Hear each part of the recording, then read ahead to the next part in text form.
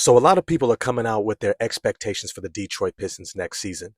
What their expectation is for this roster, what the starting lineups are going to look like, the rotation, and also the outcome at the end of the season and where they're going to land. A lot of people are all over the place. And so I'm here to give mine. But before I do, this video is being brought to you by Bridges and Stones Family and Relationship Care. If somebody you know or care about is in need of mental health support, go to bridgesandstones.com and schedule your free consultation today. One small act today can create a better tomorrow. You know, a lot of people are making all sorts of suggestions, what they think that the starting lineup is going to look like. And I actually want to start there because I think it is imperative to set the table for the expectation of next season by starting with who we're going to see out there for the majority of these games. It's not going to be who a lot of people think. The people who got signed this offseason are not really who this team is built around. Tobias Harris, who's kind of the the gem of their offseason in terms of signings, is being brought in to bring balance to this team.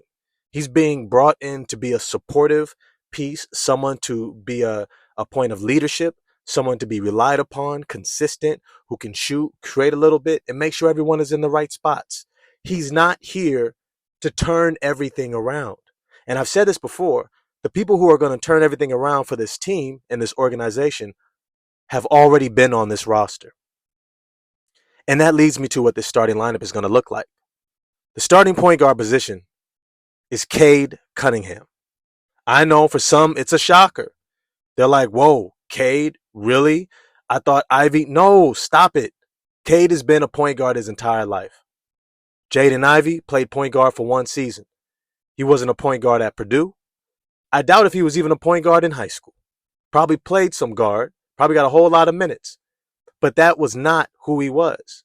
And I think he's going to go back to his natural position, which brings me to the shooting guard position, which is going to be JADEN IVEY. Now, I know Jalen Rose said it perfectly. He said, look, these positions are being described like this: point guard, shooting guard, small forward, power forward, center, for the average common fan. We all know that most of basketball is pretty positionless. You need to be able to do various things, so you can't really pigeonhole what one position is supposed to be doing. But it does give us a framework of what we can expect. It gives us an idea of what we're looking at. And one of the things that we're looking at when it comes to this Detroit Pistons team is that certain guys are going to have certain roles. Cade Cunningham is playing point guard because he's the best on the team at setting up everyone in the offense. He's the best at running the show, making sure everyone gets involved, making sure guys are getting the ball in their spots, catching it when they're in rhythm, ready for the ball. That is not something you just do because you can dribble, because you're under 6'6", right? Because you call yourself a guard. That does not mean you know how to be a floor general.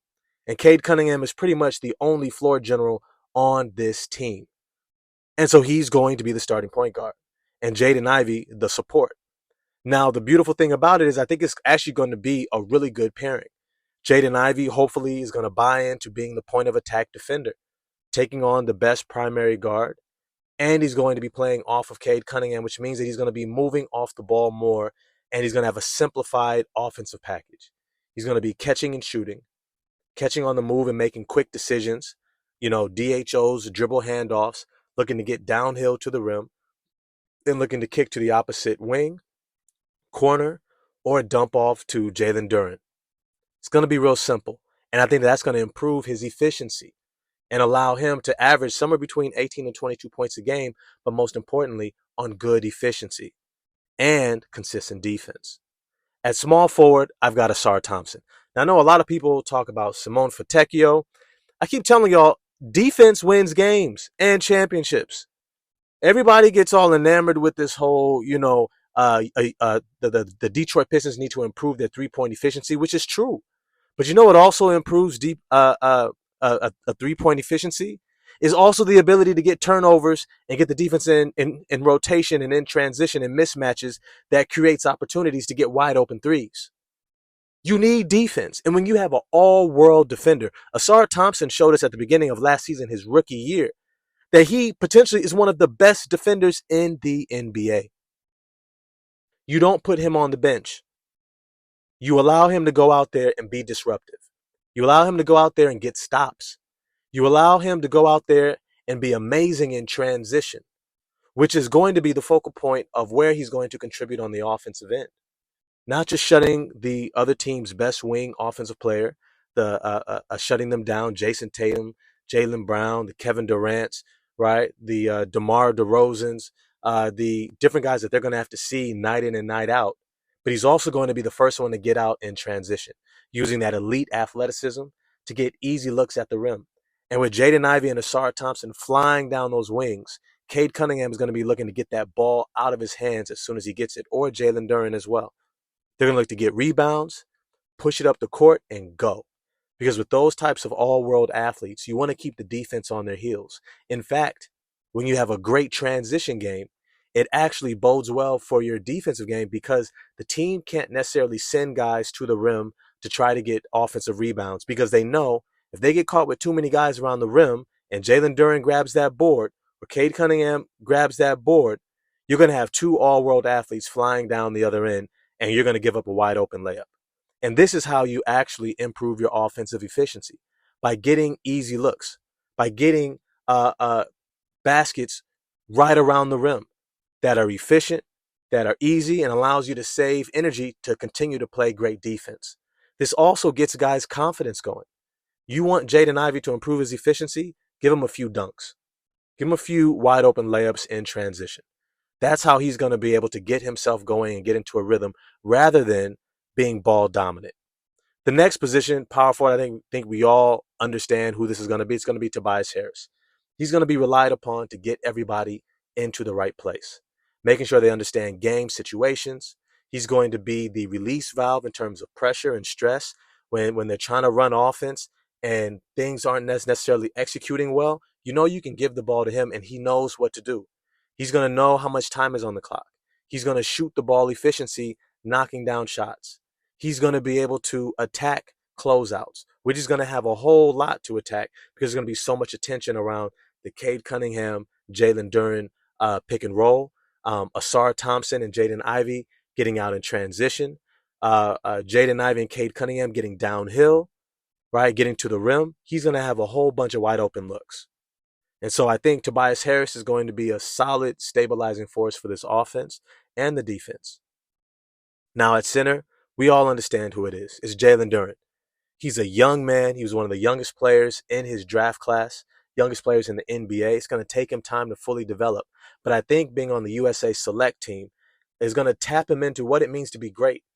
It's going to tap him into what it means to play at a high level and what it means to be committed to what winning basketball looks like. And that means defense. And so hopefully under JB Bickerstaff, he could buy into the defense. He could buy into showing up and making sure that he's moving his feet, not getting these silly fouls, making sure that he's boxing out, calling out screens and different things like that. He's going to be relied upon to anchor that defense while Asar Thompson is shutting down the opposing wing and Jaden Ivey is that point of attack. I think we also see Jalen Duren get more touches in the post because Tobias Harris is going to be wise enough and smart enough to be like, yo, he hasn't touched the ball in a while. Dump it down low. Make sure he's able to put some pressure on the opposing big because that's going to give him that energy he needs to be committed on the defensive side. Now, off the bench, I got Marcus Sasser. Marcus Sasser, I loved his game last year. I think had he had a better coach with a better scheme, he would have been far more consistent, but he showed you he's got all-world scoring. He is a spark plug. He's somebody you can rely upon to come in off the bench and shoot lights out. He can get to the rim. He can get to his spots. He's somebody that's going to be able to break down the defense and coming in off the bench. I think he's going to be a wonderful spark plug. You're not really looking for him to run offense as much as you're looking for him to look for his baskets, to look for a bucket, to create for himself and alleviate some of the stress from that starting unit. At backup shooting guard, I've got Tim Hardaway Jr. Now, let's be real. Tim Hardaway Jr. is a journeyman for a reason. No championship team or even playoff team has necessarily seen him as the answer or solution for their playoff hopes, which is why he's bounced around from Atlanta to New York to Dallas, right? And he keeps getting bounced around despite still being a really young, athletic, talented player. We know what he is and we know what he's not. He's not your starting shooting guard. He is somebody you can rely upon to come in off the bench to knock down shots and get his offense going. And I think that's exactly what they're going to use him for. At the backup small forward, we've got their draft pick, Ron Holland.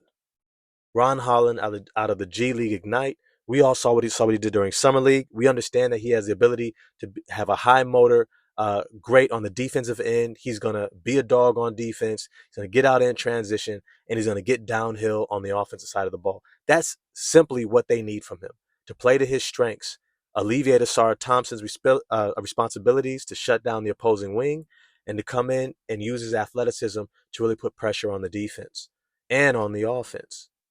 And so that's what they're going to look for him for. The backup power forward is going to be Simone Fontecchio. Now, here's the thing. Simone Fontecchio is going to obviously also play some small forward. I expect Ron Holland to have to earn those minutes to get up to about 18 to 20 minutes a game. But he's going to start off around 12, more than likely. And Simone Fontecchio is going to get plenty of minutes playing both forward spots. And so expect him to play well, to be a great shooting spark plug, to space the floor. And he might even be in some closing units, depending upon who's shooting well, who has it going. And even if Tobias Harris shows some slippage in terms of his shooting accuracy, Simone Fontecchio will be more than able to step in and be that guy for them. The backup center is Isaiah Stewart, Big Stu. He's going to bring the physicality. He looked amazing as a backup center last season. At about 6'9", 6'10" in shoes with a 7'5" wingspan, he does a great job of being able to defend the rim, rebound, provide some toughness and physicality. He sets good screens, and he can space the floor from three. He actually shot above average. He was the second best three-point shooter efficiency-wise on the team last year. I want to say he shot around 38%. So expect him to build upon that. All right. Now, when you look at the guys at the end of the bench, Malik Beasley. Malik Beasley is going to be somebody who's really insurance for Tim Hardaway Jr., who's in a contract year, who's going to look to get paid. Detroit's not really going to be looking to pay him unless Jaden Ivey just flops, which I doubt. If you catch the previous video I just did on him, don't bet against him. He's going to have a great year. And so more than likely, Malik Beasley is there as Tim Hardaway Jr. insurance, so that somewhere around the trade deadline, when they trade him for future assets to a playoff team that needs depth in their backcourt and shooting, they're going to have another shooter off the bench to come in and play the same role, and that's going to be Malik Beasley. And then you got other guys like Bobi Klintman, right? These are guys, Paul Reed. They're essentially insurance for injuries and things of that nature. Now, Marcus Morris is rumored to be interested in being brought back. He's going to be in the same role. He's not taking Ron Holland minutes. He's not taking Simone Fontecchio minutes. He's going to be that insurance in case of injury. But he is going to be a good veteran presence if they bring him in. Now, I would like to see another veteran point guard brought in, because I think they need somebody who can run the show a bit. But if they can't, I think Marcus Sasser should be able to do an admirable job. Or if Cade is go down, right, knock on wood, you're going to have Jaden Ivey's going to see some point guard minutes as well. And I think that he'll be okay. All that's to say is this is the starting lineup. This is the bench unit that we're going to be able to expect. Now, my outlook for this team is about 30 to 35 wins next season. Don't expect them to make the play-in, but don't expect them to look bad either. There's going to have a lot of flashes and runs throughout the season where you're going to go, man, can they make the play-in? But they're probably not. The Atlantic Division is pretty deep. Expect the Milwaukee Bucks to have a huge bounce back and be absolutely dominant. Remember, before the injuries and all the transition and change between the coaching, they were the number 2 seed despite having a horrible defense and Damian Lillard shooting terribly from the field. I'm actually doing a video soon about that, right? So if he actually shoots better from the field and they can have even a moderately solid defense, this team is going to be the number 1 or number 2 seed in the East throughout the entire season if they're healthy. And so expect the Milwaukee Bucks to be monsters. Indiana, they're going to be a monster as well. After extending Andrew Nembhard, now they've got signed Pascal Siakam. You got Aaron Nesmith for another full season in that role. Jarris Walker's going to be playing. They got Obi Toppin. They got so much depth. They have so much talent. And they have a whole lot to prove that last year wasn't a fluke. I expect them to have another monster 50-plus win season, especially if Tyrese Halliburton can remain healthy. And playing for Team USA, we already know everybody plays great for Team USA, and then they come back the following year, and then they just have a monster year. They're in that winner's mindset. And so I think that's going to bode well for that team as well. And then you got other teams like the Cleveland Cavaliers still figuring themselves out, but I think that they're going to still be solid, probably 48 wins, 52 wins. And so the Atlantic division is going to be deep. The Chicago Bulls, we know they're in transition, figuring out what they're going to do with Zach LaVine. They lose DeMar DeRozan.